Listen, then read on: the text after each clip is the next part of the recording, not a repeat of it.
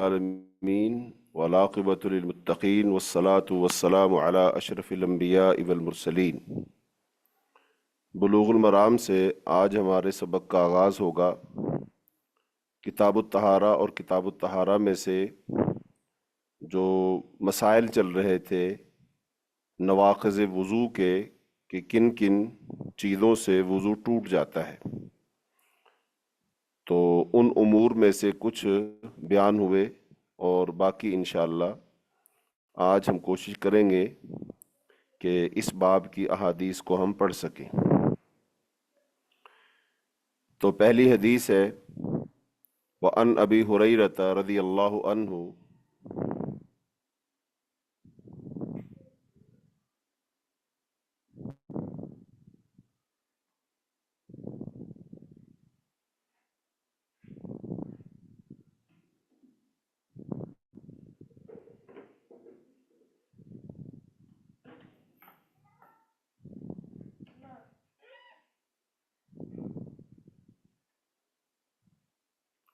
عن ابی ہریرہ رضی اللہ عنہ قال قال رسول اللہ صلی اللہ علیہ وسلم اذا وجد احدکم فی بطنہ شیئا فاشکل علیہ اخرج منہ شیء ام لا فلا يخرجن من المسجد حتى يسمع صوتا او يجد ريحا اخرجہ مسلم۔ حضرت ابو ہریرہ رضی اللہ تعالی عنہ فرماتے ہیں کہ رسول اللہ صلی اللہ علیہ وسلم نے ارشاد فرمایا اذا وجد احدکم فی بطنہ شیئا، جب تم میں سے کوئی اپنے پیٹ میں کوئی حرکت محسوس کرے، جب تم میں سے کوئی اپنے پیٹ میں حرکت محسوس کرے فاشکل علیہ، اور اس پر مشکل ہو جائے اس بات کو جاننا اخرج منہ شیء ام لا،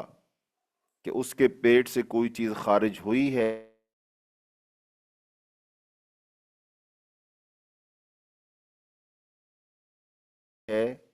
یا خارج نہیں ہو، تو وہ مسجد سے ہرگز نہ نکلے حتی یسمع صوتا او یجید ریحا، یہاں تک کہ اس کو آواز نہ سنائی دے یا اس کو بدبو محسوس نہ ہو۔ اخرجہ مسلم، اس حدیث کو امام مسلم رحمۃ اللہ علیہ نے نکالا ہے۔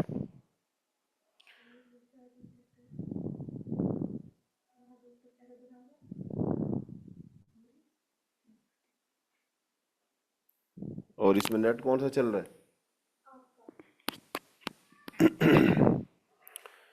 تو اس حدیث سے وضو کے باب میں نواقض وضو میں سے یہ بات معلوم ہوگی کہ بعض دفعہ انسان محسوس کرتا ہے، خاص طور پہ نماز کی حالت میں ہوتا ہے، وضو کر لیا اس نے، نماز شروع کر دی اس نے، تو اب اس کے پیٹ میں ہوا جو ہے وہ گھومتی رہتی ہے، اور ہوا کی وجہ سے پیٹ میں گولا سا بنتا ہے اور اس کو حرکت محسوس ہوتی ہے اپنے پیٹ میں، اور بعض دفعہ دباؤ پڑتا ہے تو ایسے لگتا ہے کہ اس کے جسم سے ہوا خارج ہو گئی ہے یا خارج نہیں ہو گئی، لیکن وہ اس پر پورا یقین نہیں کر پاتا ہے، یہ فیصلہ نہیں کر پاتا کہ واقعی کوئی چیز نکلی ہے یا کوئی چیز نہیں نکلی ہے۔ تو اب اس گوں مگو کی حالت میں انسان نماز پڑھ رہا ہوتا ہے، تو اب ظاہری بات ہے یہ اشکال انسان کے ذہن میں بار بار آتا ہے کہ میری نماز پتہ نہیں ہو رہی ہے کہ نہیں ہو رہی، مجھے نماز جاری رکھنی چاہیے جاری نہیں رکھنی چاہیے، مجھے نماز چھوڑ دینی چاہیے، مجھے کیا کرنا چاہیے۔ تو انسان اس طرح کی کیفیت سے دوچار ہوتا ہے۔ تو اب اس کیفیت میں اس کا سارا جو دھیان ہے وہ چلا جائے گا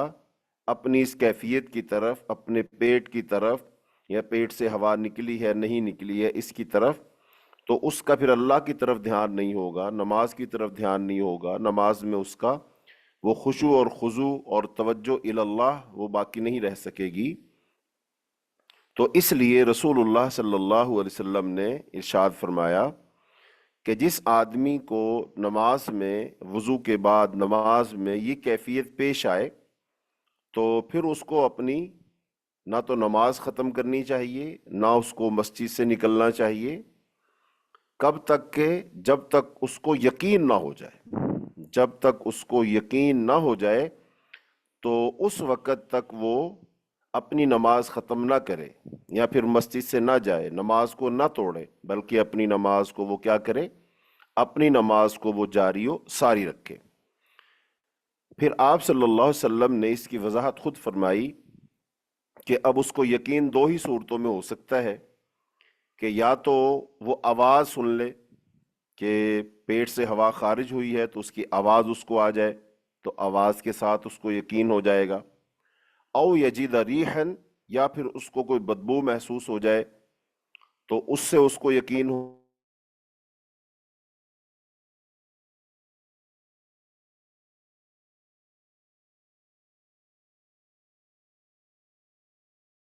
جائے گا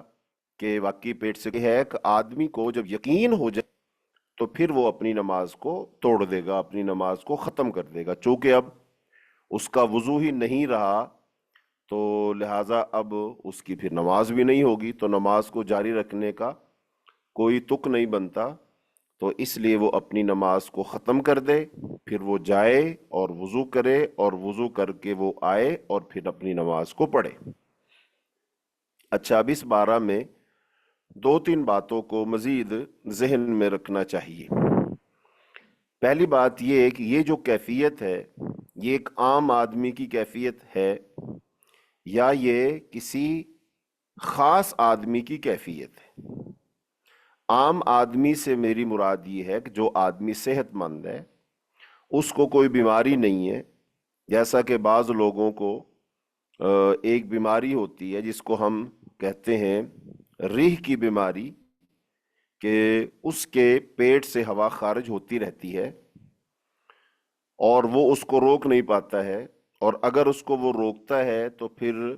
اس کے جسم میں مزید خرابی پیدا ہوتی ہے، اس کے پیٹ میں درد ہونا شروع ہو جاتا ہے یا اور کیفیات پیدا ہوتی ہیں، تو لہٰذا وہ اپنی اس ہوا کو روک نہیں سکتا، ان کو گیس کا مسئلہ ہے، ریح کا ان کو مسئلہ ہے۔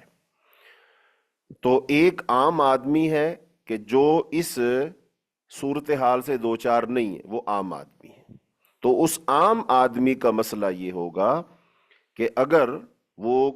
مطلب کہ اس کو کوئی بیماری لاحق نہیں ہے، وہ گیس کا کوئی مریض نہیں ہے، عام طور پر اس کے پیٹ سے ایسے برابر ہوا خارج نہیں ہوتی رہتی ہے، تو ایسا آدمی کہ اگر اس کے پیٹ میں ایسی صورتحال بنتی ہے، پیٹ میں گولا سا بنتا ہے، ہوا بن کر گھومتی ہے اور اس کو ایسے لگتا ہے کہ ہوا خارج ہو گئی ہے، تو اب اگر وہ بندہ محسوس کرتا ہے کہ ہوا خارج ہو گئی ہے، آواز کے ساتھ یا بدبو کے ساتھ، بدبو محسوس کر لے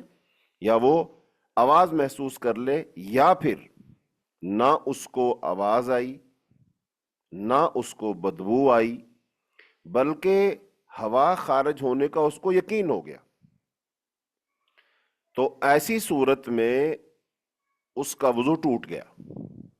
یعنی یا تو آواز آئے گی بدبو نہ آئے تب بھی وضو ٹوٹ گیا، یا پھر آواز نہ آئے صرف بدبو آئے تب بھی وضو ٹوٹ گیا، یا پھر آواز بھی آئے اور بدبو بھی آئے تب بھی وضو ٹوٹ گیا، یا پھر نہ آواز آئے نہ بدبو آئے لیکن ہوا خارج ہوئی اور اس کو یقین ہو گیا تو تب بھی اس کا وضو ٹوٹ گیا۔ اور یہ بات ہو رہی ہے اس آدمی کی جو کہ مریض نہیں ہے، دائمی مرض کا شکار نہیں ہے، اس کو گیس کا مسئلہ نہیں ہے، ریح کا اس کو مسئلہ نہیں، یہ اس آدمی کی حالت بیان ہو رہی ہے، تو اس کا وضو ٹوٹ جائے گا، تو لہٰذا اب یہ بندہ پھر وضو کرے گا، پھر آئے گا اور نماز کو نئے سرے سے شروع کرے گا۔ جب اس کی یہ صورتحال پیش آئی، بھلے وہ ایک رکعت پڑھ چکا تھا، 2 پڑھ چکا تھا، 3 پڑھ چکا تھا، لیکن پھر اس کو یہ صورتحال پیش آ گئی، اس کا وضو ٹوٹ گیا، تو لہذا وہ نماز کو ختم کر دے گا، نماز ختم کر کے جائے گا، پھر وضو کر کے آئے گا اور نماز کو نئے سرے سے شروع کرے گا۔ یہ نہیں سوچے گا پہلے میں نے 3 رکعتیں پڑھ لی تھی، لہذا 1 رکعت میری باقی تھی تو لہذا میں وضو کر کے آ گیا ہوں،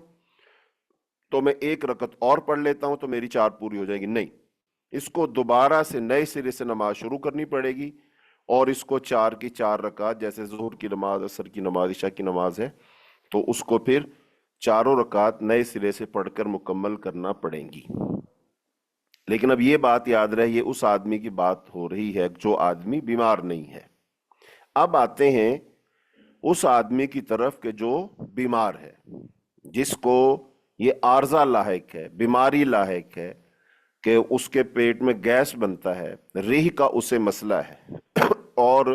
ہر وقت اس کے پیٹ سے ہوا خارج ہوتی رہتی ہے۔ ایسا جو آدمی ہے، ایسا جو مریض آدمی ہے، تو اس کا یہ حکم نہیں ہوگا۔ اس کے لیے حکم یہی ہے کہ وہ ہر نماز سے پہلے وہ وضو کرے گا، اور وضو کرنے کے بعد پھر وہ نماز شروع کر دے گا۔ جب وہ نماز شروع کر دے گا تو اب نماز کے دوران ہی بھلے، وہ چونکہ مریض ہے اور مرض کی وجہ سے ایسا ہو رہا ہے، تو اب نماز کے دوران اس کی ہوا خارج ہوتی رہے گی، لیکن اگر بار بار وہ نماز ختم کرتا رہے گا پھر وضو کرتا رہے گا تو اس کا تو سارا وقت اسی میں لگ جائے گا، اس کی نماز مکمل ہوگی نہیں۔ تو لہذا اللہ تعالیٰ آسانی چاہتے ہیں بندوں کے ساتھ، لا یکلف اللہ نفسا الا وسعها، اللہ تعالیٰ کسی کی طاقت سے زیادہ اس پر بوجھ نہیں ڈالتے، تو لہذا ایسی صورت میں یہ مریض آدمی ہے، مجبور آدمی ہے، تو لہذا ایک دفعہ وضو کر لے گا، اور وضو کرنے کے بعد اب اگر اس کی ہوا خارج ہوتی بھی رہے نماز کے دوران ہی تو یہ اپنی نماز کو جاری و ساری رکھے گا۔ یہ خاص بندہ ہو گیا، یعنی عام بندے کی حالت اور ہے، خاص بندے کی حالت اور ہے، تو لہذا پھر وہ اپنی نماز اس طریقے سے جاری رکھے گا۔ اسی حدیث پر، اور جو پیچھے استحاضے والی حدیث گزری ہے، اس حدیث کو سامنے رکھتے ہوئے پھر یہ کہا جا سکتا ہے کہ اگر کوئی شخص ایسے ہی وہ یہ گیس کے مسئلے کا کوئی شکار ہے، یا پھر اس کو سلسلے بول کا مسئلہ ہے، بعض لوگوں کو پیشاب کے قطرات آتے رہتے ہیں، تو لہذا پیشاب کے، عام آدمی ہوگا اگر وضو کر لینے کے بعد پیشاب کے قطرے نکل جاتے ہیں تو پھر تو اس کا وضو ٹوٹ جائے گا، لیکن اب اگر کوئی خاص آدمی ہے، کوئی مریض آدمی ہے جو مرض کا شکار ہے، سلسلے بول کا شکار ہے، اور اس کو پیشاب آتا رہتا ہے اور وہ اس کو کنٹرول نہیں کر سکتا ہے، اور اگر بار بار وضو کرنے جائے گا تو پھر نماز ہی نہیں پڑھ پائے گا، تو ایسی صورت میں جس کو سلسلے بول کا مسئلہ ہے تو وہ آدمی بھی اسی مریض کے حکم میں ہوگا، اور وہ بھی ایک دفعہ وضو کرے گا، اور وضو کرنے کے بعد وہ نماز پڑھے گا۔ نماز پڑھنے کے دوران اگر اس کے پیشاب کے قطرات آتے رہتے ہیں تو وہ اپنی نماز جاری و ساری رکھے گا۔ ہاں، شرط یہ ہے کہ وہ اپنے کپڑوں کو پاک رکھنے کا بندوبست کرے گا، وہ اپنے کپڑوں کو پاک رکھنے کا بندوبست کرے گا، کیونکہ کپڑوں کو پاک رکھنا ضروری ہے اور کپڑوں کو پاک رکھا جا سکتا ہے۔ اب اس کے لیے وہ کیا صورت اپناتا ہے، کیا طریقہ اپناتا ہے، تو وہ آدمی کے اپنے اختیار میں ہے، اپنے حالات اور ظروف کے لحاظ سے ہر بندہ وہ اپنے کپڑوں کو، اپنے جسم کو پاک رکھے گا۔ تو لہذا اس حدیث نے ہمارے بہت سارے جو مسائل ہیں وہ حل کر دیے، اور شریعت جو ہے وہ انسان کے، ایک مسلمان کے تمام جو مسائل ہیں ان کو حل کرتی ہے، اور اس کو یقین دلاتی ہے، ایک شک پر نہیں جینا بلکہ تو نے یقین پر بنیاد رکھنی ہے۔ تو لہٰذا اب یقین یہی ہے کہ وہ آدمی اگر یقین کر لیتا ہے کہ میرا وضو ٹوٹ گیا ہے، ہوا خارج ہو گئی ہے، تو لہذا پھر یقین ہو گیا، تو یقین کی بنیاد پر وہ اب نماز کو ختم کر دے گا۔ اچھا، اب بعض دفعہ انسان کی صورتحال یہ ہوتی ہے کہ اس کے ذہن میں برابر برابر چل رہا ہوتا ہے کہ بھی 50-50 ہے، وہ بندہ ہوا خارج ہوئی کہ ہوا خارج نہیں ہوئی، 50-50 ہے، اب کیا کرے؟ ایسی صورت میں بھی وہ آدمی چونکہ اس کو وہ پہلے تھا طہارت کی حالت پر، وضو کی حالت پر، تو اصل جو ہوتا ہے نا وہ یہی ہوتا ہے کہ بھی ہر چیز اپنے حکم پر قائم رہتی ہے اس وقت تک جب کہ اس کے برخلاف انسان کو یقین نہ ہو جائے. تو وضو کر لینے کے بعد آدمی کی اصل حالت کیا ہے؟ طہارت ہے، وضو ہے. تو لہذا انسان طہارت پر ہی رہے گا، وضو پر ہی رہے گا جب تک کہ اس کو وضو کے خلاف یعنی بے وضو ہونے کا یقین نہ ہو جائے. اور اس کے مقابلہ میں اگر اس کا ظن غالب بھی ہے، ظن غالب، لہذا ظن غالب بھی ظن غالب ہی رہے گا. دوسری طرف یقین ہے، ایک طرف یقین ہے، ایک طرف گمان ہے، ظن ہے یا ظن غالب ہے. لہذا ظن غالب بھی یقین کو ختم نہیں کر سکتا، ظن غالب بھی یقین کو ختم نہیں کر سکتا. لہذا پھر اس کا وضو برقرار ہی رہے گا. تو لہذا شیطان بعض دفعہ انسان کو وسوسہ دلاتا ہے، بلکہ بعض احادیث میں یہ آتا ہے کہ وہ شیطان جو ہے انسان کی مقد میں پخانے والی جگہ پہ وہ پھونک بھی مارتا ہے اور اس کو ایسا محسوس کرواتا کہ ہوا خارج ہو گئی، حالانکہ وہ ہوا خارج نہیں ہوئی ہوتی. تو شیطان یہاں تک جاتا ہے. تو شیطان اگر اس طرح کی اشکال دلاتا ہے، شک شبہ پیدا کرتا ہے انسان کے دل میں کہ یہ اپنی نماز میں بے چین ہو جائے یا نماز چھوڑ دے، اور اگر کوئی شخص باجماعت نماز پڑھ رہا ہے تو وہ اس کی جماعت کو نکلوا دے، اس کو ثواب سے محروم کر دے، تو یہ سارے حربے شیطان انسان کے ساتھ کرتا رہتا ہے. تو لہذا جس آدمی کو ان احادیث کا علم ہوگا کہ شیطان اس طرح کے خیالات دلاتا ہے اور وسوسہ دلاتا ہے اور پھونک مارتا ہے، تو احادیث میں آتا ہے جب تک آدمی کو یقین نہ ہو جائے کہ میری پیٹ سے کوئی چیز خارج ہوئی ہے نہیں ہوئی ہے، اس کی آواز نہ پالے یا بو نہ پالے یا آواز اور بو دونوں نہ پالے، یا پھر یقین نہ اس کو ہو جائے، تو اس وقت تک وہ نماز سے نہ نکلے. اس طریقے سے وہ شیطان کو ناکام کر دے گا اور اپنی عبادت کو کیا کر لے گا؟ وہ پورا کر دے گا. اسی طرح شیطان کو ناکام کرنے کے لیے ایک اور نماز میں رسول اللہ صلی اللہ علیہ وسلم کی ہدایت ہے کہ اگر کوئی شخص بھول جاتا ہے کہ میں نے کتنی رکعتیں پڑھی ہیں، مثلا اب اس کو شک پڑ رہا ہے کہ میں نے رکعتیں 3 پڑھی ہیں کہ 2، تو اس کا مطلب ہے شک جو آئے گا وہ تیسری پہ آئے گا، 2 پر نہیں آئے گا، تیسری پہ شک ہے. تو آپ صلی اللہ علیہ وسلم فرمایا وہ یقین پر اپنی بنیاد کو رکھ لے، یعنی کہ وہ 2 تصور کر لے اور پھر باقی نماز کو مکمل کر لے، یعنی 2 اور پڑھ لے، اور پھر اس کے بعد وہ آخر میں 2 سجدے کر لے سہو کے،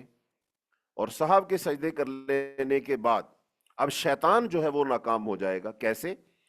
کہ اگر تو وہ نماز میں کمی کروانا چاہتا تھا تو نماز میں کمی واقع نہیں ہوئی، اور دوسرا یہ ہے کہ اس بندے نے جو ہے اگر واقعتاً اس کی نماز ٹھیک چل رہی تھی، یعنی کہ وہ نماز اس کی رکعت پوری تھی، 3 ہی پڑھی تھی، لیکن اب وہ اگر اور پڑھ رہا ہے 2، اس نے بنیاد چونکہ 3 پڑھ چکا تھا اور اس نے بنیاد رکھی یقین پر 2 پر، تو اس کا مطلب 2 اور پڑھے گا تو اس کی گویا کہ 5 رکعتیں ہو گئیں. تو جب اس نے 5 رکعتیں پڑھی پھر اس نے آخر میں سہو کے 2 سجدے کر لیے تو وہ بھی 1 رکعت کے برابر ہو گئے، تو گویا کہ اس نے 6 رکعتیں پڑھ لی. تو پھر شیطان خاک آلود ہو جاتا ہے کہ میں اس کی نماز کو کم کروانا چاہتا تھا، لیکن نہ تو اس کی نماز میں کوئی کمی آئی، نہ اس نے نماز کو چھوڑا، اور نہ نماز میں اشکال کا شکار ہوا، بلکہ اس نے تو مزید اللہ کی عبادت 2 رکعتیں اور پڑھ لی. تو شیطان اس طرح خائب و خاسر ہو جاتا ہے. تو پتہ کیا چلا کہ یقین پر بنیاد رکھنی ہے. وہ رکعتوں میں شک پڑ جائے تب بھی یقین پر بنیاد رکھنی ہے. اگر پیٹ میں گڑبڑ ہو رہی ہے اور ہوا بن رہی ہے، ہوا کا گولا سا بن کر اٹھ رہا ہے اور آدمی کو ایسے محسوس ہو رہا ہے کہ پیٹ سے کوئی چیز خارج ہو گئی ہے، تو اس صورت میں بھی اس کو یقین پر بنیاد رکھنی چاہیے اور شک شبہ میں مبتلا نہیں ہونا چاہیے. چونکہ دین اسلام یقین ہے، یہ حق ہے، یقین ہے، اور یہ شک شبہ والی چیزوں پر یقین نہیں رکھتا، شک شبہ والی چیزوں کی حوصلہ افزائی نہیں کرتا، بلکہ اپنے ماننے والوں کو شکوک و شبہات سے وہ باہر نکال لیتا ہے. تو یہ اسلام کی خوبی ہے، یہ اسلام کی خوبصورتی ہے. تو اس لیے ہمیں نہ صرف ان معاملات میں بلکہ دین کے معاملہ میں جتنے بھی ہمارے عقائد ہیں، اعمال ہیں، معاملات ہیں، ان سب کی بنیاد ہمیں یقین پر رکھنی چاہیے، اور یقین آتا ہے علم سے، تو لہذا علم حاصل کرنا چاہیے، اور اللہ کا لاکھ لاکھ ہمیں شکر ادا کرنا چاہیے کہ اللہ نے ہمیں توفیق دی ہوئی ہے کہ ہم رسول اللہ صلی اللہ علیہ وسلم کی احادیث پڑھ رہے ہیں اور علم حاصل کر رہے ہیں، تاکہ ہماری عبادات، ہماری طہارت، وہ ساری کی ساری وہ وحی کی بنیاد پر ہو، علم کی بنیاد پر ہو، اللہ اور اس کے رسول کے حکموں کی بنیاد پر ہو۔ تو اس پر ہمیں اللہ کا لاکھ لاکھ شکر ادا کرنا چاہیے کہ یا اللہ تیرا لاکھ لاکھ شکر ہے، تو نے ہمیں اس کلاس میں رسول اللہ صلی اللہ علیہ وسلم کی احادیث پڑھنے کی توفیق عطا فرمائی۔ یا کہیں بھی کوئی شخص حدیث پڑھتا ہے تو اس کے بعد دوسری حدیث ہے، اس میں بھی ایک انتہائی اہم مسئلہ وہ بیان کیا جا رہا ہے۔ ان طلق بن علی رضی اللہ تعالی عنہ قال قال رسول اللہ صلی اللہ علیہ وسلم مسست ذکری او قال الرجل یمس ذکرہ فی الصلاة اعلیہ وضوء فقال النبی صلی اللہ علیہ وسلم لا لا انما هو بضعة منك او بضعة منك اخرجه الخمسة وصححه ابن حبان وقال ابن المديني هو احسن من حدیث بصرہ۔ حضرت طلق بن علی رضی اللہ تعالی عنہ سے روایت ہے، وہ بیان کرتے ہیں کہ ایک شخص نے کہا میں نے اپنی شرمگاہ کو ہاتھ لگایا ہے، یا یوں کہا کہ ایک آدمی نماز میں اپنی شرمگاہ کو ہاتھ لگاتا ہے تو کیا اسے نئے سرے سے وضو کرنا چاہیے؟ تو نبی کریم صلی اللہ علیہ وآلہ وسلم نے فرمایا نہیں، وہ تو تیرے اپنے جسم کا ایک ٹکڑا ہی ہے۔ اس حدیث کو پانچوں نے روایت کیا ہے، اور امام ابن حبان نے اسے صحیح قرار دیا ہے، اور ابن مدینی جو کہ ایک محدث ہیں رحمت اللہ علیہ،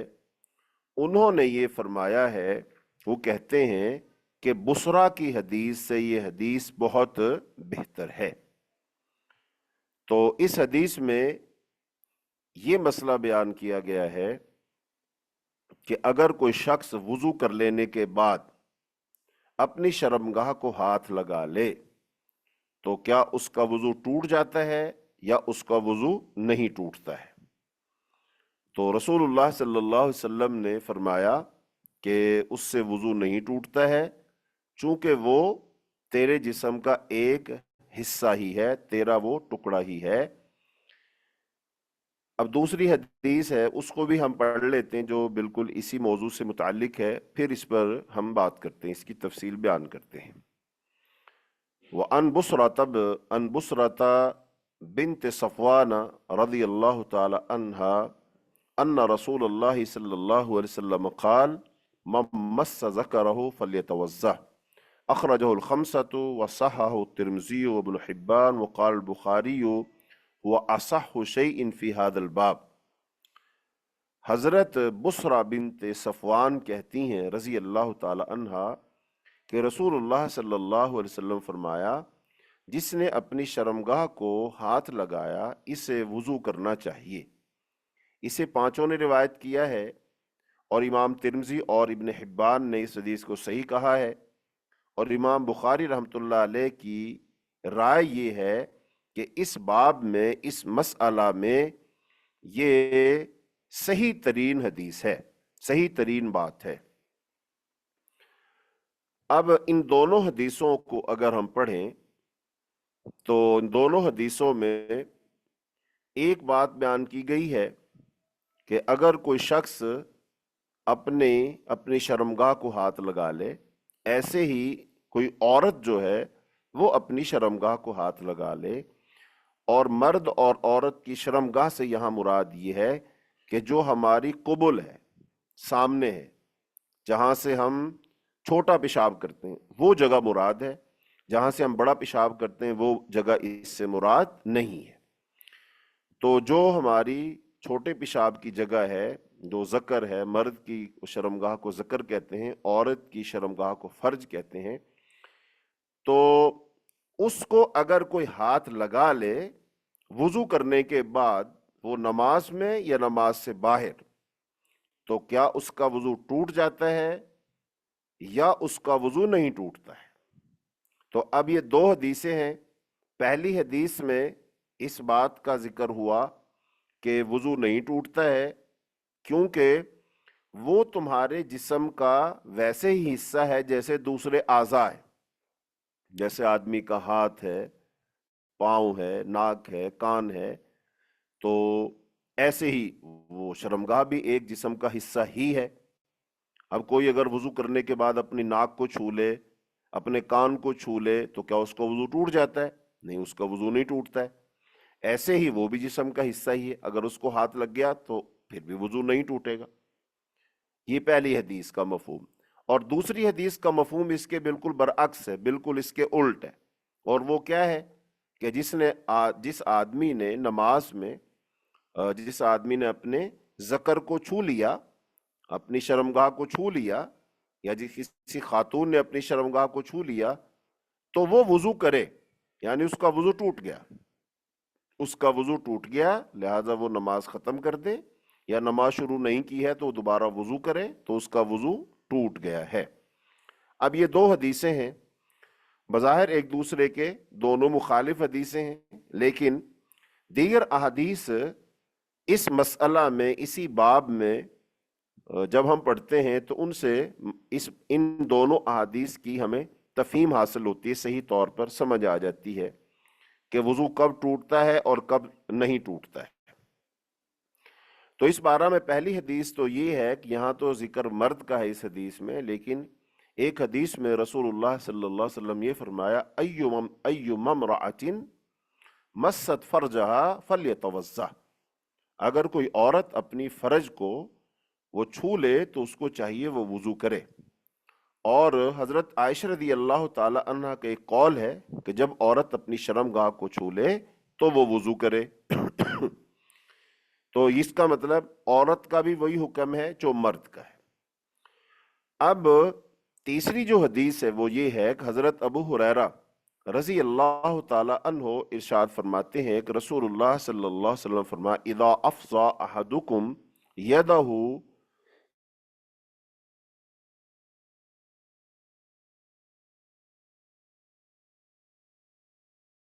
الا ذکرہ لیس بین، اور بہقی کے اندر اور شیخ البانی رحمۃ اللہ علیہ نے سلسلہ احادیث صحیحہ میں ذکر کیا اس حدیث کو۔ ترجمہ اس حدیث کا یہ ہے کہ جب تم میں سے کوئی آدمی ہاتھ بڑھائے اپنے ذکر کی طرف، مرد کا ذکر ہے، اور اس کے ہاتھ اور ذکر کے درمیان کوئی چیز نہ ہو، کوئی رکاوٹ نہ ہو، کوئی کپڑا نہ ہو، فَلْيَتَوَضَّأْ، پھر اس کو چاہیے کہ وہ وضو کرے۔ یعنی انسان اپنی شرمگاہ کو دو طریقے سے ہاتھ لگا سکتا ہے۔ ایک تو یہ کہ انسان نے لباس پہنا ہوا ہے، لباس پہنا ہوا ہے تو پھر کپڑے کے اوپر سے آدمی اپنی شرمگاہ کو ہاتھ لگا لیتا ہے، اب وہ مرد ہے عورت ہے۔ اب بھلے وہ ظاہری بات ہے ویسے تو کوئی بھی ہاتھ نہیں لگاتا، اس کو اگر کوئی ضرورت محسوس ہو رہی ہے، اس کو کوئی خارش محسوس ہو رہی ہے، تو اس لحاظ سے وہ اس کا ہاتھ لگ جاتا ہے۔ تو اب اگر کپڑے کے اوپر سے لگے گا تو پھر اس کا وضو نہیں ہے، اس کو وضو نہیں کرنا ہے، اس کا وضو برقرار رہے گا۔ اور اگر کپڑے کے بغیر لگے گا تو پھر اس کو وضو کرنا چاہیے۔ اب اس حدیث سے ان دو حدیثوں میں وہ بالکل وہ جمع و تطبیق ہو گئی کہ اگر تو کپڑے کے بغیر ہاتھ لگتا ہے تو پھر وضو ٹوٹ جاتا ہے، اور اگر کپڑے کے اوپر سے ہاتھ لگتا ہے تو پھر وضو نہیں ٹوٹتا ہے۔ تو اب ان دونوں حدیثوں کے درمیان کوئی تضاد نہیں رہتا ہے۔ بعض لوگوں نے ایک اور بات کہی ہے، وہ یہ ہے کہ اگر شہوت کے ساتھ ہاتھ لگتا ہے تو پھر وضو ٹوٹ جاتا ہے، اور اگر شہوت کے بغیر ہاتھ لگتا ہے تو پھر وضو نہیں ٹوٹتا ہے۔ تو یعنی انہوں نے اس میں شہوت کا ذکر کیا ہے۔ تو بہرحال احادیث کے اندر شہوت وغیرہ کا ذکر نہیں ہے۔ احادیث میں تو صرف اتنا ذکر ایک حدیث میں کہ پوچھا گیا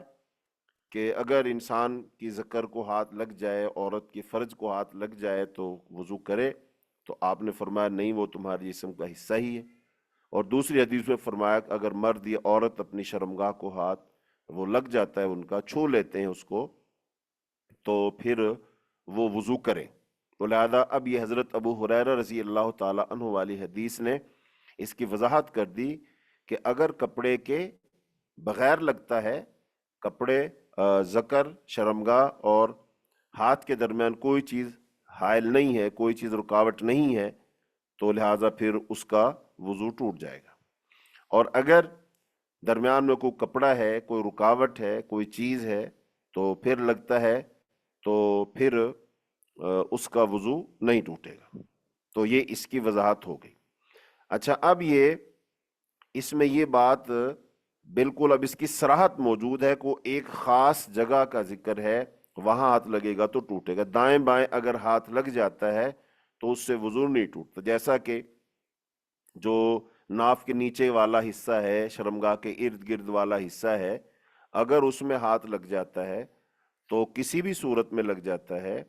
تو لہٰذا وہ خاص جگہ پر نہیں لگتا ہے، تو پھر انسان کا وضو نہیں ٹوٹے گا۔ اب بعض لوگ بہت زیادہ اپنی طرف سے محتاط بنتے ہیں اور اپنی طرف سے بہت زیادہ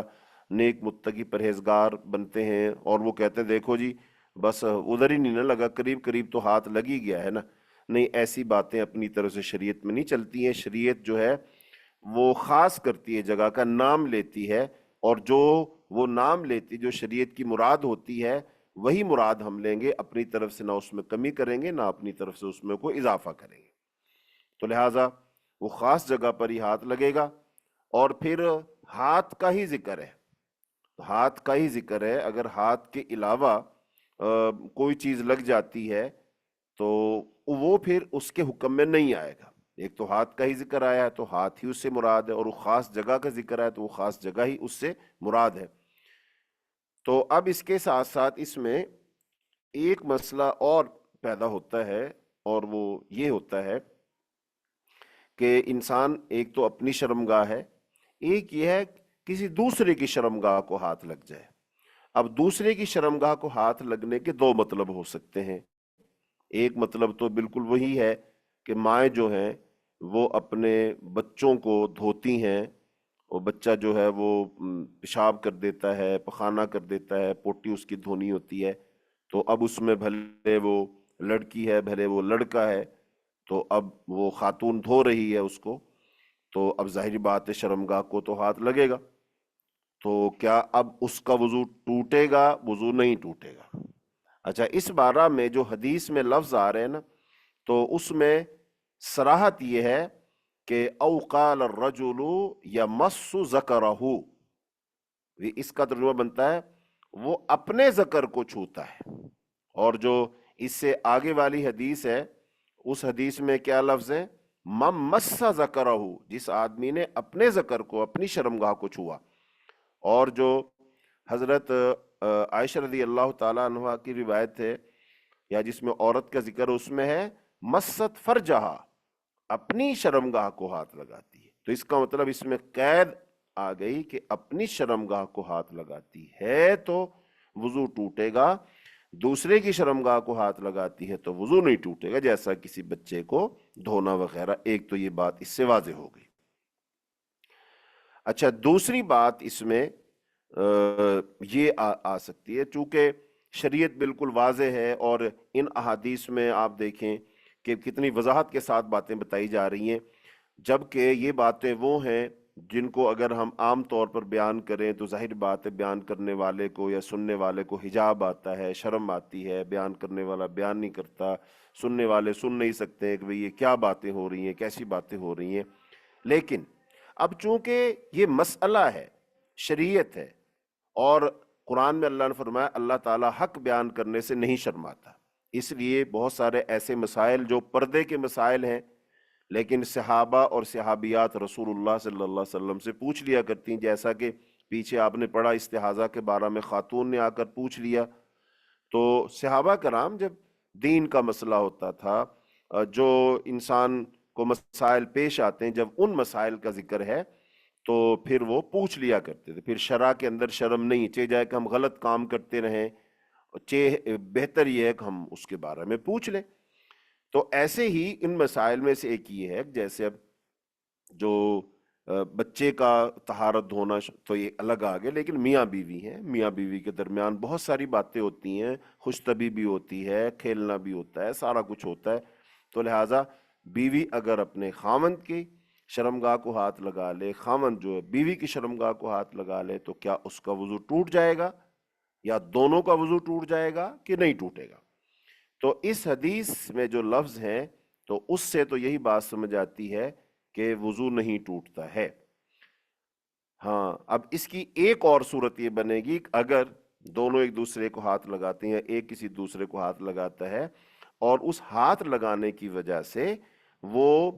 شرمگاہ سے کوئی چیز نکل آتی ہے، تو ہاں پھر اس سے وضو جو ہے وہ ٹوٹ جائے گا. پھر تو وضو ٹوٹ جائے گا، اور وضو ٹوٹنے کی جو وجہ ہے وہ یہ وجہ نہیں ہوگی، بلکہ اس کے علاوہ جو وجہ بنی وہ ہے. اور دوسرا پھر اس میں وہ پہلو غالب آ جائے گا کہ جو کہا شہوت کے ساتھ ہاتھ لگایا جائے تو وضو ٹوٹ جاتا ہے. اب ظاہر بات ہے، ایک بندہ اپنے شرمگاہ کو خود ہاتھ لگاتا ہے تو شہوت جو ہے کم ہوتی ہے یا نہ ہونے کے برابر ہوتی ہے، لیکن جب جن سے مخالف جو ہے بیوی جو ہے وہ ہاتھ لگائے گی، خاوند ہاتھ لگائے گا، تو اس کے ساتھ شہوت کا غلبہ زیادہ ہوتا ہے. تو لہذا ایسی صورت میں تو بہتر یہی ہے کہ پھر وضو کر لیا جائے، پھر وضو کر لیا جائے. تو یہ ایک خاص صورت آ جائے گی جو میاں بیوی کے درمیان ہوتی ہے. تو ان احادیث سے یہ ساری باتیں ہمیں معلوم ہوتی ہیں، اور شریعت اللہ رب العالمین کی وہ نعمت ہے کہ جو ہمارے چھوٹے چھوٹے مسائل ہوں یا بڑے مسائل ہوں یا پردے کے مسائل ہوں، ان کے بارے میں بھی ہماری رہنمائی کرتی ہے کہ ان مسائل میں تم نے کون سا کام کرنا ہے اور کیسے کرنا ہے. تو یہ اللہ تعالیٰ کا احسان ہے، ہمیں اللہ کا شکر ادا کرنا چاہیے جس نے ہمیں ایسا دین دیا کہ جس دین کے اندر کسی چھوٹی بات کو، بڑی بات کو چھوڑا نہیں گیا، بلکہ ہر ایک چیز کی وضاحت کر دی ہے. اور حضرت سلمان فارسی رضی اللہ تعالیٰ عنہ، ان کا قول یاد آتا ہے کہ جب وہ بیان کیا کرتے تھے کہ رسول اللہ صلی اللہ علیہ وسلم نے ہمیں وضو کا طریقہ، طہارت کا طریقہ، غسل کا طریقہ، استنجے کا طریقہ اور جوتا پہننے کا طریقہ اور ساری چیزیں سکھائی ہیں، تو وہ لوگوں کو بتاتے تھے. تو بہت سارے لوگ، خاص طور پہ جو اسلام مخالف لوگ تھے، وہاں پر یہودی بھی تھے، مشرکین بھی تھے، تو وہ تنزن کہا کرتے تھے کہ بھئی تمہارا نبی کیسا نبی ہے جو تمہیں یہ چھوٹی چھوٹی باتیں بھی بتاتا ہے، یا تمہیں ان چھوٹی چھوٹی باتوں کا بھی علم نہیں ہے؟ تو وہ آگے سے شرمندہ ہونے کی بجائے یا صفائی دینے کی بجائے یا دفاع کرنے کی بجائے بڑے فخر سے کہا کرتے تھے کہ ہاں الحمدللہ، یہ اللہ کا ہم پر لاکھ لاکھ شکر ہے، اللہ کا احسان ہے کہ اس نے ہمیں ایک ایسا نبی دیا جو ہمیں ساری چیزیں سکھاتا ہے، ساری چیزیں بتاتا ہے. اس کا مطلب کوئی معذرت خواہانہ رویہ اختیار نہیں کیا ہے، بلکہ انہوں نے اس بات پر فخر یا انداز میں کہا، خوشی محسوس کرتے ہوئے، ان پر اپنی فضیلت اور برتری ثابت کرتے ہوئے یہ کہا کہ ہاں یہ اللہ کا شکر ہے، ہمارا نبی ہمیں ایسی چھوٹی چھوٹی باتیں بھی سکھاتا ہے. اور رسول اللہ صلی اللہ علیہ وسلم کیوں نہ سکھاتے؟ چونکہ یہ ساری باتیں شریعت ہیں، اور شریعت من جانب اللہ ہے، تو لہذا اللہ کی جو منشا ہے، اللہ کی جو مرضی ہے، وہ اللہ کے بندوں تک پہنچنا ہے. اور جو بھی چیز اللہ نے رسول اللہ صلی اللہ علیہ وسلم کو عطا فرمائی، آپ نے اس کو چھپایا نہیں ہے، بلکہ امت تک اس کو پہنچایا ہے. اور رسول اللہ صلی اللہ علیہ وسلم کی جو حیثیت ہے، اس کے کئی پہلو ہیں،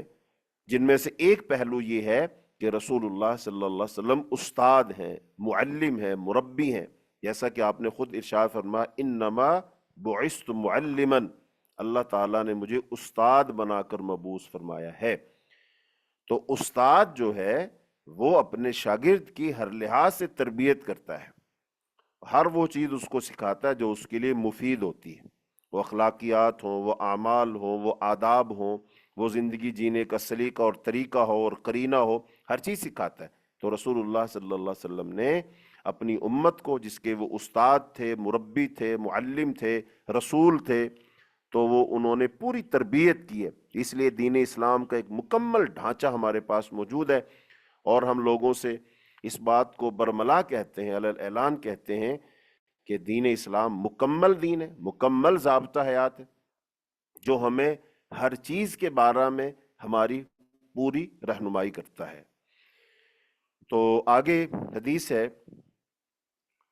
جس حدیث میں ایک مسئلہ بیان کیا گیا ہے، لیکن اس حدیث کو حافظ ابن حجر رحمۃ اللہ علیہ اس لیے لائے ہیں کہ لوگوں کو پتہ چل جائے کہ یہ حدیث ضعیف ہے، لیکن یہ بات بھی لوگوں میں معروف ہے۔ جیسا کہ پچھلے سبق میں یہ بات ہم نے بتائی تھی کہ بہت سارے محدثین ہیں جب وہ حدیث لاتے ہیں تو حدیث لا کر کے ایک تو صحیح احادیث کو وہ ذکر کرتے ہیں، پھر اس کے بعد ایسی احادیث کو بھی ذکر کرتے ہیں جو صحیح نہیں ہوتی، پھر جو ان احادیث کو کیوں ذکر کرتے ہیں جو صحیح نہیں ہوتی ہیں، تو ان کو تو ذکر ہی نہیں کرنا چاہیے، لیکن اس لیے ذکر کرتے ہیں تاکہ لوگوں کو یہ بات معلوم ہو جائے کہ بھائی یہ بات بھی لوگوں میں مشہور ہے لیکن یہ صحیح نہیں ہے، یعنی صحیح کا بھی علم ہو اور جو صحیح نہیں ہے اس کا بھی علم ہو، دونوں چیزوں کا علم ہو۔ اگر صحیح کا تو ہمیں علم ہے، جو صحیح نہیں ہے اس کا علم نہیں ہے، تو کہیں ایسا نہ ہو ہم اس کو صحیح سمجھ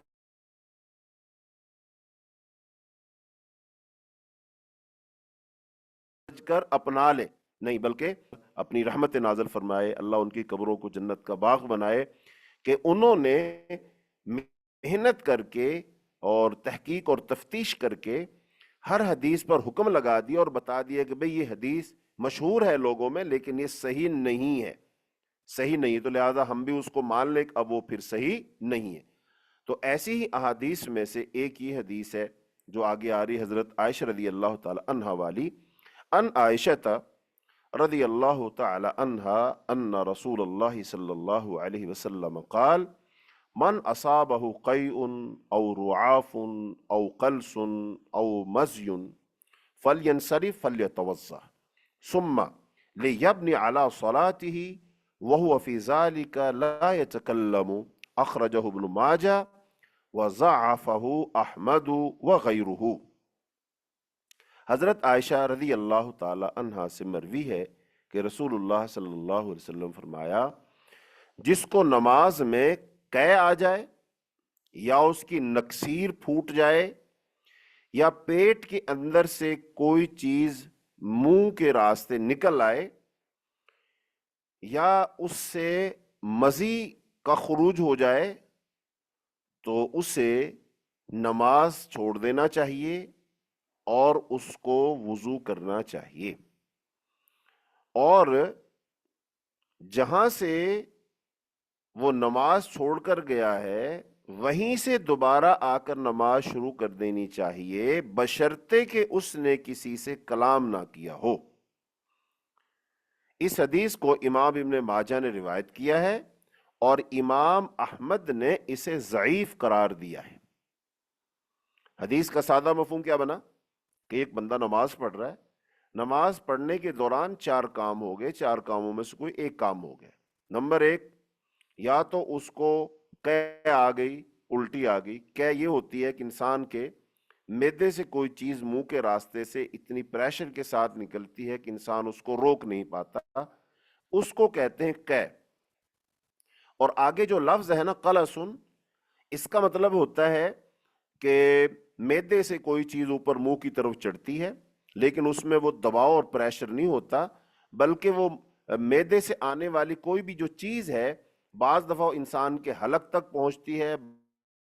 بعض دفعہ اس سے انسان کا منہ بھر جاتا ہے، لیکن اس میں وہ قے والی الٹی والی کیفیت نہیں ہوتی ہے۔ یہ دونوں میں تھوڑا سا فرق ہے۔ قے جو ہوتی ہے اس کو انسان روک نہیں سکتا، اس میں دباؤ ہوتا ہے، بلاخر اس کو قے کرنا پڑتا ہے، منہ سے نکالنا پڑتا ہے، لیکن وہ جو قلس ہوتی ہے اس میں اتنا دباؤ نہیں ہوتا، اس کو انسان روک سکتا ہے، اس پر کنٹرول کر سکتا ہے، لیکن دونوں کے نکلنے کا راستہ بہرحال ایک ہی ہے۔ تو یہ قیء او قلس کے لفظ ہے۔ تیسری بات ہے رعاف، نکسیر، ناک سے خون نکلنا شروع ہو جاتا ہے، تیسرا یہ کام۔ اور چوتھی چیز ہے مزی، جو مزی اس کی تفصیل پیچھے حدیث میں آئی تھی تو گزر چکی ہے۔ تو ان چار چیزوں میں سے کوئی چیز اگر نکل آتی ہے تو اس نماز پڑھنے والے کو چاہیے کہ وہیں پر وہ نماز ختم کر دے اور جب نماز ختم کر کے جائے گا، ظاہری بات ہے وضو کرنے جائے گا. اب اس کی دو ہی صورتیں ہو سکتی ہیں، یا تو آج کل تو مسجدوں میں انتظام ہوتا ہے، یا گھر میں اگر کوئی خاتون نماز پڑھ رہی ہے تو ظاہر بات ہے وہ وہاں سے وضو کرنے کی جگہ تک تو بہرحال جائے گی. تو اس دوران اگر اس نے کسی سے بات نہیں کی، کسی سے کلام نہیں کیا، نہ کسی سے خود بات کی، نہ کسی کے بات کا کوئی جواب دیا، بلکہ خاموشی سے گیا اور خاموشی سے آ گیا، تو اب وہ اپنی نماز کو وہیں سے شروع کر سکتا ہے جہاں سے وہ چھوڑ کر گیا تھا. مثال کے طور پر اس نے 3 رکعتیں پڑھ چکا تھا وہ، اور پھر اس کو یہ صورتحال پیش آ گئی، تو پھر وہ باہر چلا گیا.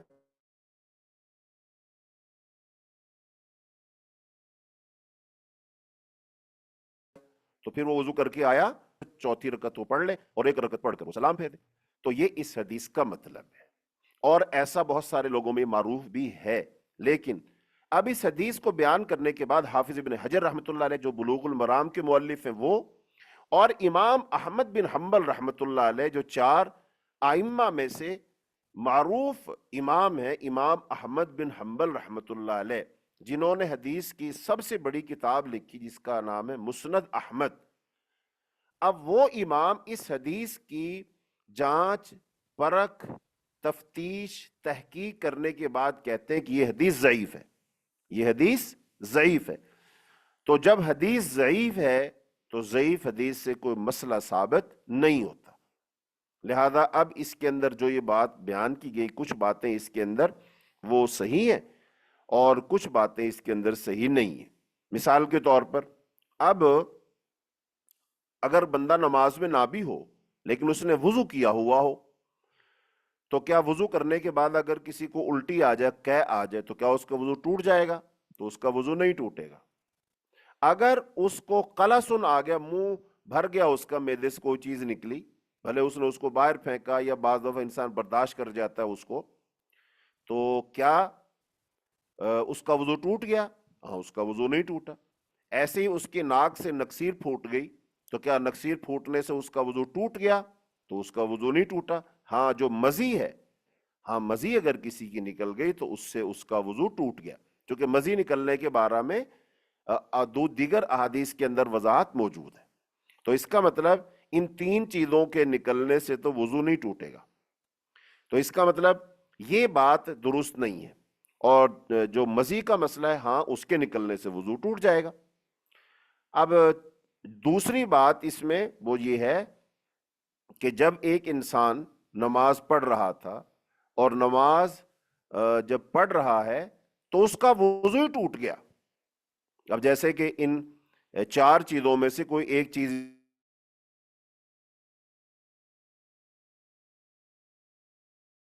تو نماز تو ختم ہو گئی. جب ایک آدمی کا وضو ہی نہیں رہا تو پھر اس کی نماز کہاں رہی؟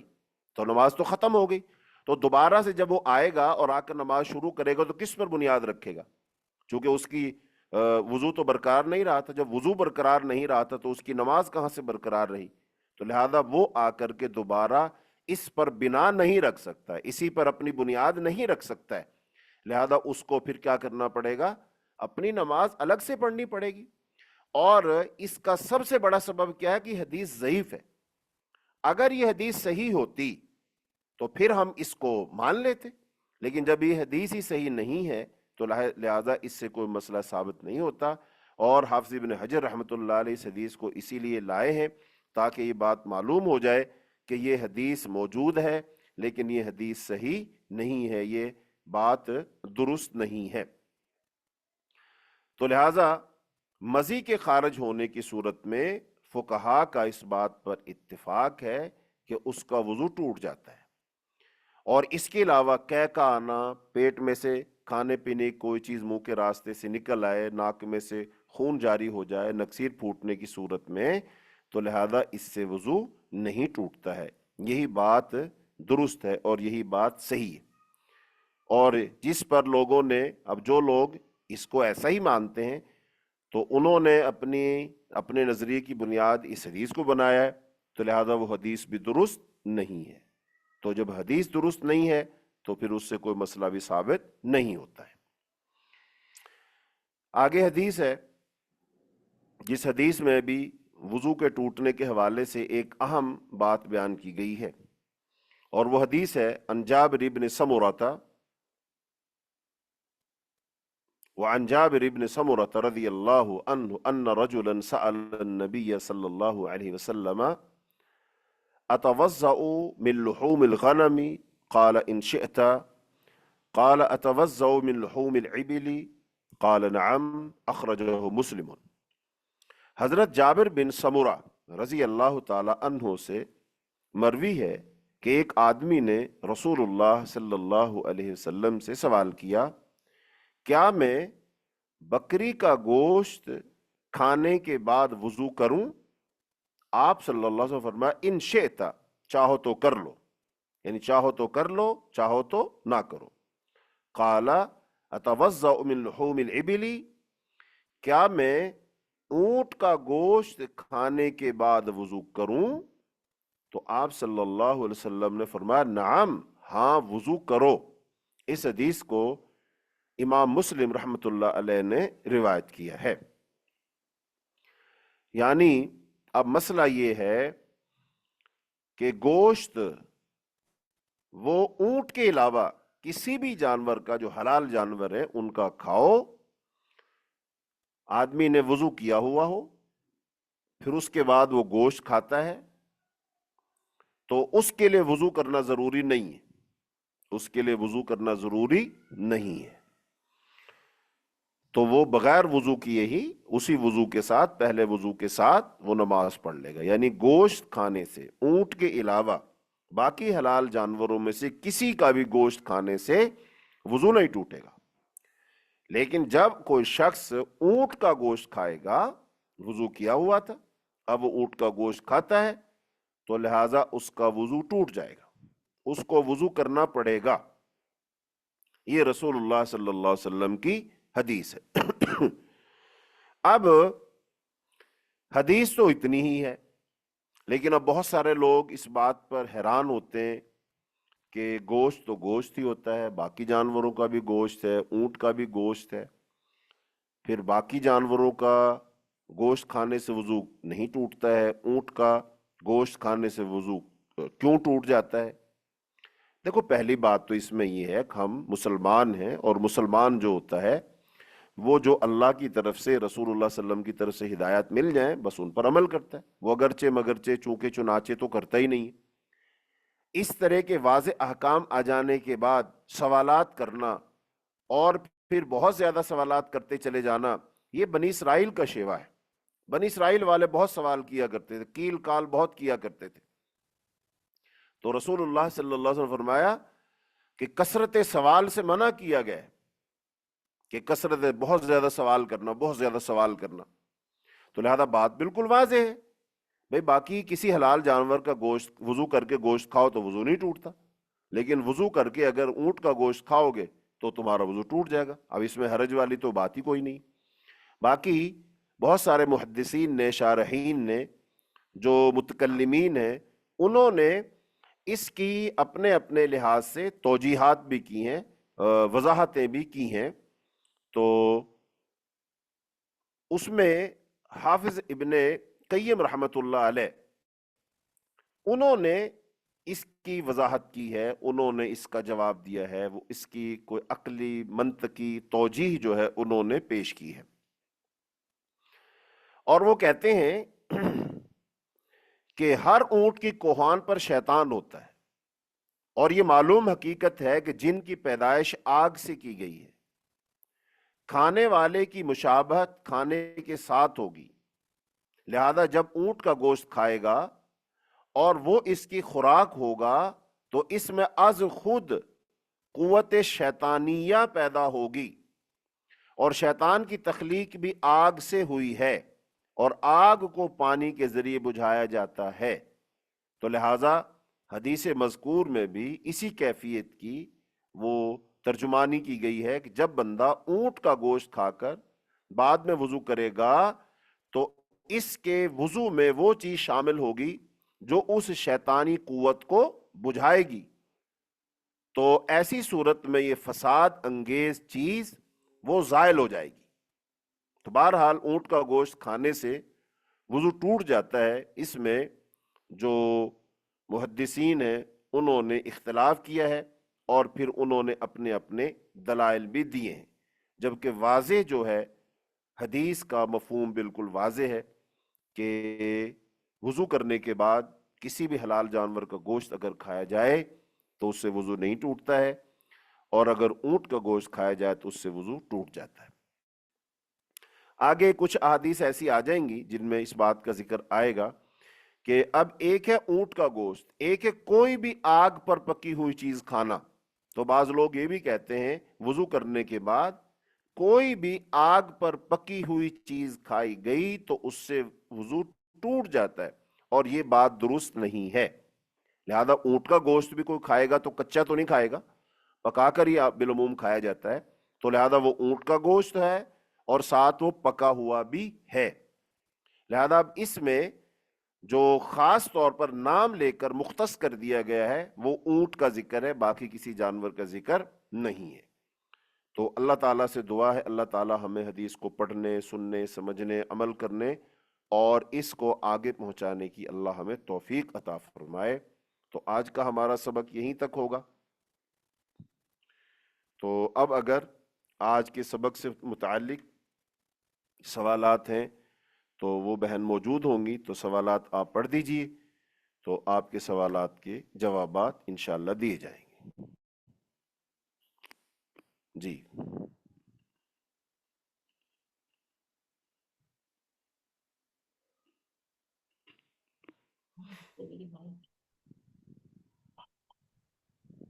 السلام علیکم۔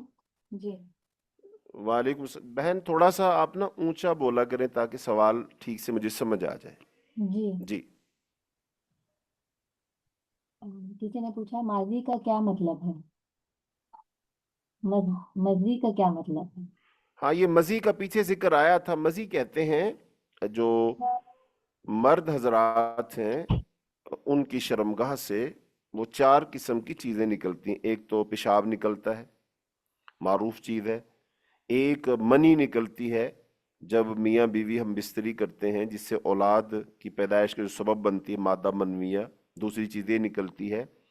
تیسری چیز مزی نکلتی ہے۔ مزی اس وقت نکلتی ہے جب میاں بیوی ہیں وہ ایک دوسرے کے پاس بیٹھتے ہیں، ایک دوسرے کو چھوتے ہیں، ایک دوسرا شرارت کرتے ہیں، بھاگ دوڑ کرتے ہیں، تو اس کیفیت میں شرمگاہ سے ایک سفید سا لیسدار سا مادہ نکلتا ہے، اس کو مزی کہتے ہیں۔ اور ایک نکلتی ہے ودی۔ ودی اس کو کہتے ہیں جب انسان پیشاب کر چکا ہوتا ہے تو اس کے بعد کچھ قطرات نکلتے ہیں اور وہ پیشاب سے الگ ہوتے ہیں تھوڑے سے، تو اس کو پیشاب کی جو ہے تلچھٹ بھی کہا جاتا ہے۔ تو یہ 4 قسم کی چیزیں نکلتی ہیں، تو مزی اس کو کہتے ہیں۔ جی سجدہ سہو کیسے کرتے ہیں؟ جی سجدہ سہو کیسے کرتے ہیں؟ ہاں، سجدہ صاحب کے 2 طریقے ہیں۔ سجدہ صاحب کا ایک طریقہ یہ ہے کہ جب آپ جو بھی نماز پڑھ رہے ہیں، آپ نے اپنی آخری تشہد میں بیٹھ کے، اور آخری تشہد آپ نے مکمل پڑھ لیا لیکن آپ نے ابھی سلام نہیں پھیرا، تو لہذا سلام پھیرنے سے پہلے ہی اللہ اکبر کہہ کر آپ سجدے میں جائیں، اور سجدے میں سجدے والے تسبیحات پڑھیں، پھر اللہ اکبر کہہ کر اٹھیں، پھر تھوڑا بیٹھیں، پھر آپ اللہ اکبر کہہ کر دوبارہ سجدے میں جائیں اور تسبیحات پڑھیں، اور پھر اللہ اکبر کہہ کر کے سر اٹھا لیں اور پھر اس کے بعد سلام پھیر دیں۔ ایک طریقہ یہ ہے۔ دوسرا طریقہ یہ ہے کہ جب آپ نماز پڑھ رہے ہیں، آپ آخری تشہد بھی آپ نے پڑھ لیا مکمل، تو پھر آپ سلام پھیر دیتے ہیں، اور سلام پھیرنے کے بعد پھر اللہ اکبر کہتے ہیں، پھر سجدہ کرتے ہیں، پھر تسبیحات پڑھتے ہیں، پھر اللہ اکبر کہتے ہیں، سر اٹھاتے ہیں، پھر درمیان میں وقفہ کرتے ہیں، پھر اللہ اکبر کہتے ہیں، سجدے میں جاتے ہیں، تسبیحات پڑھتے ہیں، پھر اللہ اکبر کہتے ہیں، سجدے سر اٹھا لیتے ہیں، اور پھر اس کے بعد سلام پھیر دیتے ہیں۔ تو یہ 2 طریقے سے سجدہ صاحب کیا جاتا ہے، لیکن جو کہ ایک معروف طریقہ چلتا ہے جو کہ احادیث سے تو ثابت نہیں ہے کہ تشہد میں بیٹھتے ہیں اور پھر تھوڑا بیٹھ کر کے کچھ پڑھ کر کے پھر وہ چلے جاتے ہیں، سجدہ صاحب کرتے ہیں، پھر اس کے بعد مکمل تشہد پڑھتے ہیں۔ تو ایسا نہیں ہے، بلکہ तशाहुद पढ़ लेने के बाद है। तो ये तरीका सजदा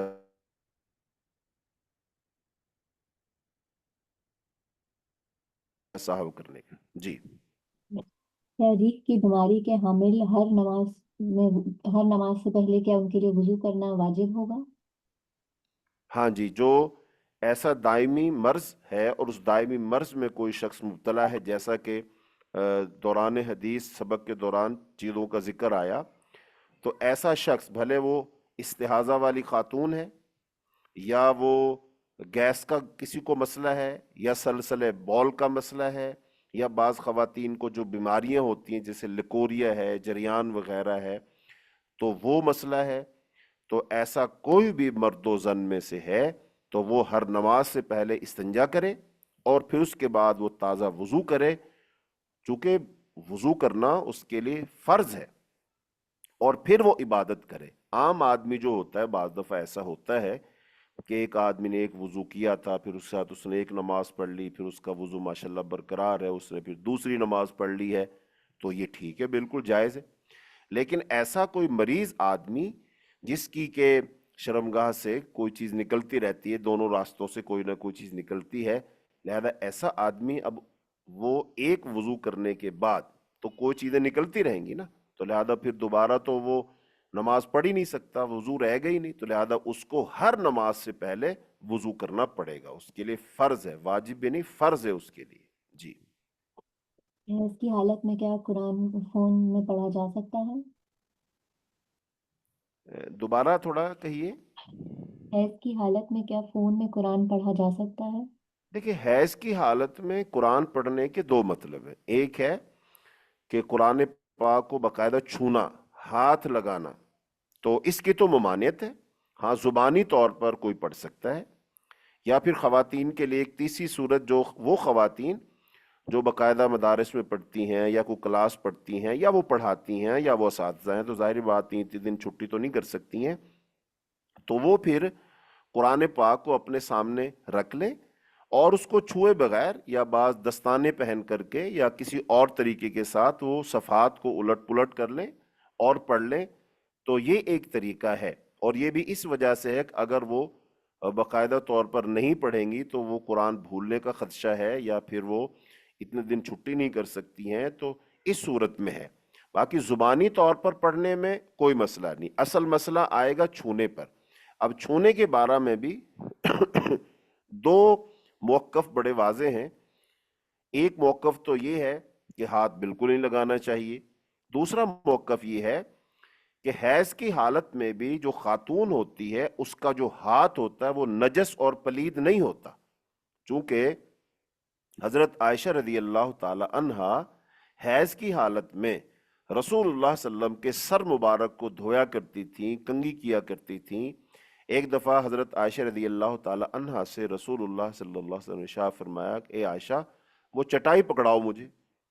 तो आपने आगे से कहा, जी मैं हैज की हालत में हूं, तो आपने फरमाया तुम्हारा हैज तुम्हारे हाथ में नहीं है। क्या मतलब? वो जो हैज है तो हैज वाली जगह पर है, हाथ तो तुम्हारा सही है, लिहाजा तुम हाथ से मुझे चटाई पकड़ा दो। इसी बात के पेश नजर जो हैज वाली खवातीन होती हैं, क्या वो आटा नहीं गूंथती हैं? क्या वो रोटी नहीं पकाती हैं? अगर उनके हाथ बिल्कुल नजस हैं तो फिर तो उन हाथों के साथ ना वो आटा गूंथ सकती हैं, ना उनके साथ रोटी पका सकती हैं, ऐसा कुछ भी नहीं कर सकती हैं। जबकि ऐसा तो हमारे यहाँ तसव्वुर नहीं है। हाँ, जो यहूदी थे वो, उनके यहाँ तसव्वुर ये मौजूद है कि जब औरत हैज के अय्याम से गुजरती है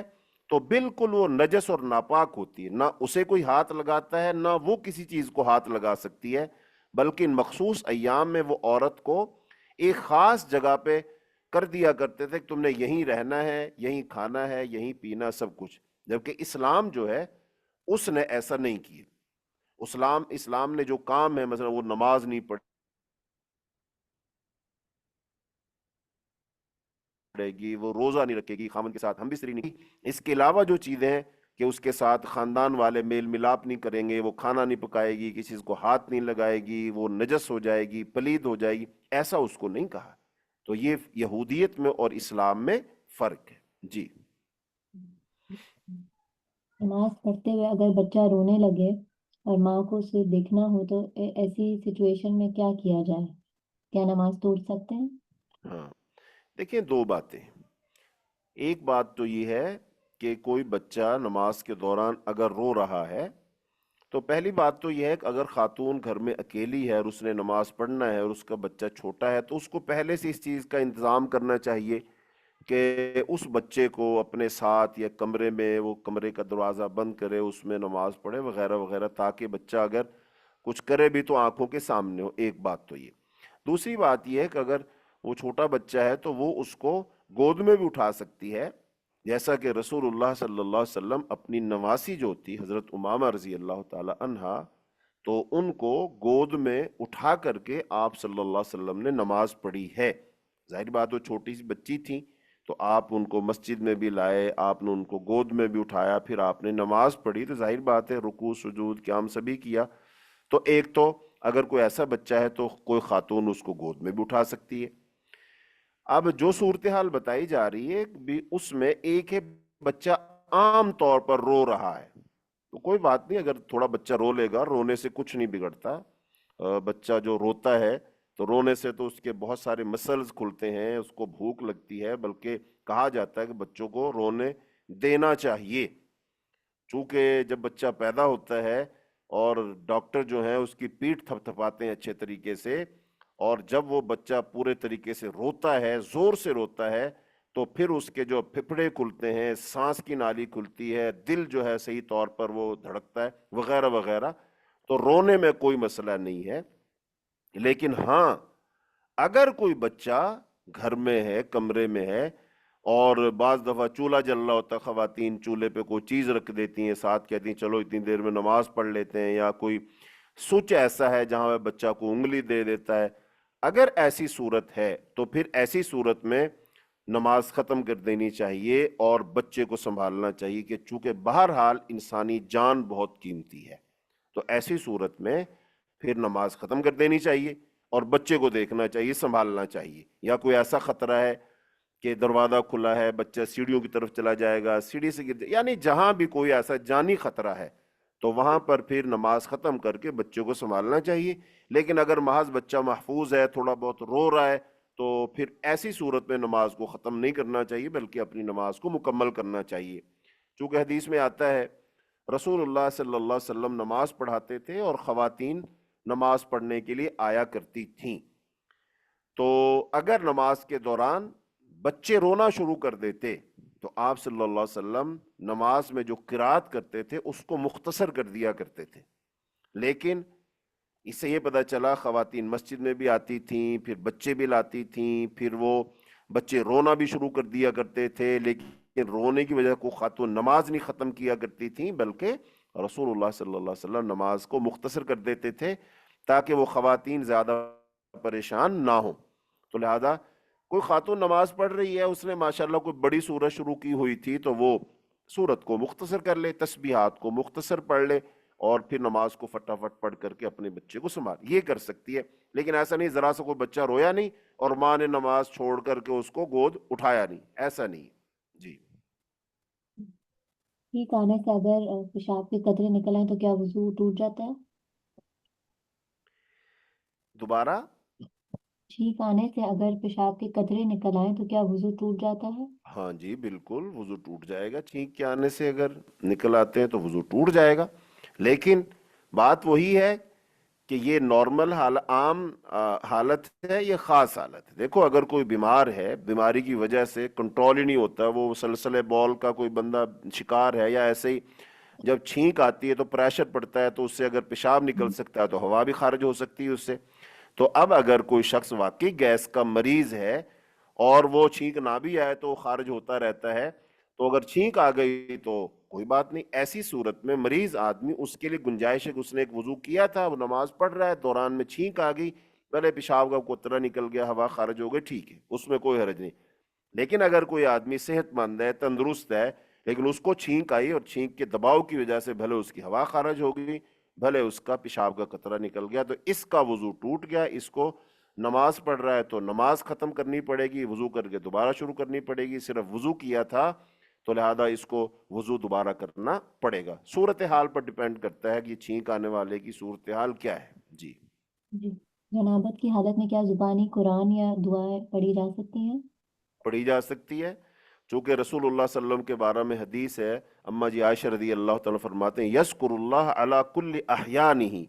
آپ صلی اللہ علیہ وسلم ہر حال میں اللہ کا ذکر کیا کرتے تھے. جو اب ہر حال میں ذکر کیا کرتے تھے، اس سے چند صورتیں ہی مستثنا. نمبر ایک، جب آپ پیشاب پخانہ کر رہے ہوتے تھے اس وقت ذکر نہیں کرتے تھے. جیسا کہ ایک بندے نے حضور پاک کو سلام کہا، آپ پیشاب کر رہے تھے تو آپ نے اس وقت جواب نہیں دیا، لیکن جب آپ اس سے فارغ ہو گئے پھر آپ نے اس کے سلام کا جواب دیا. تو ایسی صورتحال میں تو آپ جواب نہیں دیتے تھے. لیکن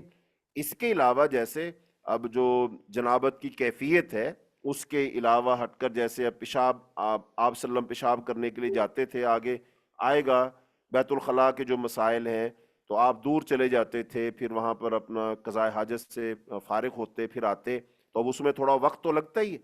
لیکن آپ صلی اللہ علیہ وسلم اس وقت میں بھی اللہ کا ذکر کیا کرتے تھے. جیسا کہ ہم اب واش روم سے نکلتے ہیں تو واش روم سے نکلتے کے ساتھ ہم دعا پڑھتے ہیں غفرانک، تو یہ بھی تو اللہ کا ایک ذکر ہی ہے. تو لہٰذا آپ صلی اللہ علیہ وسلم ہر حال میں ذکر کیا کرتے تھے. تو لہذا ایسی حالت میں کوئی بھی شخص ہے، وہ جنابت کی حالت ہے، کوئی عورت جو ہے وہ اپنے حیض کے ایام سے گزر رہی ہے، نفاس کے ایام سے گزر رہی ہے، تو وہ ان ایام میں اللہ تعالیٰ کا ذکر کر سکتی ہے، تسبیحات پڑھ سکتی ہیں. وہ زبانی طور پر کوئی صورتیں یاد ہے تو وہ بھی پڑھ سکتے ہیں. یہ سب ذکر اذکار کیے جا سکتے ہیں. جی نماز کے درمیان قرآن دیکھ کر پڑھ سکتے ہیں؟ نہیں، قرآن پاک دیکھ کر نہیں پڑھنا چاہیے. ہاں الا کہ اگر تراویح کا مسئلہ ہے اور تراویح میں اگر کوئی ایسا حافظ قاری نہیں ملتا ہے تو کوئی ایسا شخص وہ قرآن اوپر سے دیکھ کر اگر تراویح پڑھاتا ہے تو وہ ٹھیک ہے، چونکہ اس کا ثبوت ملتا ہے. حضرت عائشہ رضی اللہ تعالی عنہا کا غلام تھا تو وہ جو ہے اوپر سے دیکھ کر قرآن پاک پڑھ کے تراویح پڑھایا کرتے تھے. لیکن عام فرض نمازوں میں اس کا کوئی ثبوت نہیں ملتا ہے، تو لہذا جو زبانی یاد ہے اس کو ہی پڑھنا چاہیے، یہی بہتر ہے. جی جی دو سوال ہے، کیا غیر محرم کو دیکھنے سے وضو ٹوٹ جاتا ہے، اور کیا کپڑے بدلنے کے بعد دوبارہ وضو کرنا چاہیے؟ ہاں جی، غیر محرم کو دیکھنے سے وضو نہیں ٹوٹتا ہے، بالکل نہیں ٹوٹتا ہے، اور کپڑے بدلنے سے وضو نہیں ٹوٹتا ہے. ہاں اگر غیر محرم کو دیکھ کر اگر کوئی ایسی جذباتی کیفیت بنتی ہے کہ انسان اپنے آپ پر قابو نہیں رکھ پاتا ہے اور اس کے ساتھ وہی مزی اور ودی والی کو کیفیت بن جاتی ہے تو پھر وضو اس کو کرنا پڑے گا. اور اگر کپڑے بدلنے کے دوران اگر فرج کو ہاتھ، شرمگاہ کو ہاتھ لگ جاتا ہے، مرد کا یا عورت کا اپنی شرمگاہ کو ہاتھ لگ جاتا ہے تو پھر وضو ٹوٹ جائے گا. خالی کپڑے بدلنے سے، اور اگر اس دوران میں ہاتھ وغیرہ شرمگاہ کو نہیں لگتا ہے تو اس سے وضو نہیں ٹوٹتا. کپڑے بدلنے کے بعد نیا وضو کرنے کی کوئی ضرورت نہیں ہے. جی انہوں نے پوچھا سجدہ سہو کا طریقہ آپ بتا چکے ہیں، انہوں نے پوچھا ہے کس سچویشن میں سجدہ سہو کرنا لازمی ہے؟ سجدہ سہو کیا جاتا ہے جب نماز میں کوئی کمی ہو جائے یا کوئی زیادتی کر لی جائے. مثال کے طور پر مغرب کی رکھتے ہیں 3، لیکن کوئی بندہ غلطی سے وہ چوتھی کے لیے کھڑا ہو جاتا 4 پڑھ لیتا تو اس نے اضافہ کر لیا، تو اس صورت میں اس کو سجدہ سہو کرنے پڑیں گے. یا بعض دفعہ پہلے عشاء کی نماز ہے تو پہلا تشہد پڑھ کر اس نے اٹھنا تھا لیکن وہ اٹھا ہی نہیں، یا پھر تشہد میں بیٹھنا تھا پہلے میں لیکن بیٹھا نہیں، وہ سیدھا ہی کھڑا ہو گیا. تو اس کا مطلب ایسی صورت میں اس نے کمی کر دی. تو نماز میں کمی ہو جائے یا نماز میں زیادتی ہو جائے تو ایسی صورت میں سجدہ سہو کیا جائے گا. لیکن جو نماز کے رکن ہیں اگر ان میں سے کوئی بندہ کمی کر لیتا ہے تو پھر سجدہ سہو سے نہیں، اس کو ایک رکعت ہی الگ سے پڑھنی پڑے گی. مثال کے طور پر سجدے کرنے ہوتے ہر رکعت میں 2، لیکن ایک بندے نے ایک سجدہ کیا اور ایک وہ بھول گیا، بعد میں اس کو یاد آیا تو لہذا اب اس کو وہ رکعت دوبارہ پڑھنی پڑے گی. یہاں سجدہ سہو سے گزارا نہیں ہوگا، چونکہ سجدہ سہو جو سجدہ ہے وہ رکن ہے، اس کے بغیر نماز ہوتی نہیں ہے. تو لہذا اب سجدہ سہو سے گزارا نہیں کرنا ہوگا بلکہ اس کو وہ رکعت دوبارہ پڑھنی پڑے گی. جی غسل کرتے وقت کیا جانے والے وضو سے نماز پڑھ سکتے ہیں؟ ہاں بالکل پڑھ سکتے ہیں. شرط وہی ہے کہ جب وضو کیا ہے، وضو کرنے کے بعد شرمگاہ کو ہاتھ نہیں لگا تو پھر وہ وضو آپ کا برقرار ہے، وضو نہیں ٹوٹا ہے، تو لہذا اس کے بعد آپ باہر نکلیں گے تو اس کے بعد نماز پڑھ سکتے ہیں. لیکن اگر وضو کیا، اس کے بعد غسل کرنا ہے، تو اس غسل کے دوران اگر جسم کو ملتے ہوئے، صابن لگاتے ہوئے، دھوتے ہوئے اگر شرمگاہ کو ہاتھ لگ گیا ہے، اور یا کسی اور وجہ سے جو اس کے بعد وضو نواقض وضو میں سے کوئی کام کیا ہے، بعد وہ بندہ پیشاب کر لیتا ہے وغیرہ وغیرہ، تو پھر وہ وضو برقرار نہیں رہا، پھر وضو ختم ہو گیا وہ. اور اس کے بعد بعض لوگ جب وہ غسل کر لیتے ہیں، سب کچھ کر لیتے ہیں، اب اس نے ادھر ہی کھڑے ہو کر وضو کر لیا، جیسا کہ اب واش روم ہوتے ہیں، ایک طرف فلش لگا ہوتا ہے، ایک طرف بیسن لگا ہوتا ہے، تو فلش والی جگہ الگ ہوتی ہے، اس کے ساتھ پھر جو نہانے والا شاور ہے وہ الگ ہے یا بیسن الگ ہے. تو بیسن پہ کھڑے ہو کر اگر کوئی غسل کے بعد وضو کر لیتا ہے، پھر وضو کرنے کے بعد وہ باہر نکل آتا ہے کپڑے پہن کر، ہاں یہ وضو برقرار رہے گا. تو دونوں صورتوں میں اگر جو شروع والا وضو کیا تھا اور اس کے بعد غسل کرنے تک، باہر نکلنے تک شرمگاہ کو ہاتھ نہیں لگا، نواقض وضو میں سے کوئی کام نہیں کیا، تو وہی وضو چلے گا، اس کے ساتھ بندہ نماز پڑھ سکتا ہے. یا غسل کر لیا تھا اور غسل کر لینے کے بعد بیسن پہ کھڑے ہو کر وہ الگ سے وضو کیا اور وضو کر کے باہر نکل آیا، تو اس وضو کے ساتھ نماز پڑھ سکتے ہیں، باہر نکل کر کے نیا وضو کرنے کی ضرورت نہیں ہے. جی بس آخری سوال ہے، کسی نے پوچھا ہے اگر ایک سجدہ بھول گئے اور بعد میں یاد آیا اور ایک اضافی رکعت پڑھ لی تو کیا سجدہ سہو کرنا بھی لازمی ہے؟ ہاں، سجدہ صاحب تو پھر کرنا پڑے گا، وہ رکعت بھی پڑھنی پڑے گی اور سجدہ صاحب بھی کرنا پڑے گا. جی جی بس مزید کوئی سوال نہیں ایسے جی دیکھ. ٹھیک ہے. جی جی، اللہ تعالیٰ سب کو جزائے خیر عطا فرمائے. تو ہم دعا پڑھتے ہیں، کلاس کا اختتام کرتے ہیں. پھر بھی مزید کسی بہن کا کوئی سوال ہو تو ہمارے واٹس ایپ نمبر پہ وہ بھیج سکتے ہیں، تو انشاءاللہ جیسے ممکن ہوگا تو انشاءاللہ وہ پھر آپ کو جواب ارسال کر دیا جائے گا. سبحانک اللہم و بحمدک، اشہد ان لا الہ الا انت، استغفرک و اتوب الیک. السلام علیکم ورحمۃ اللہ وبرکاتہ.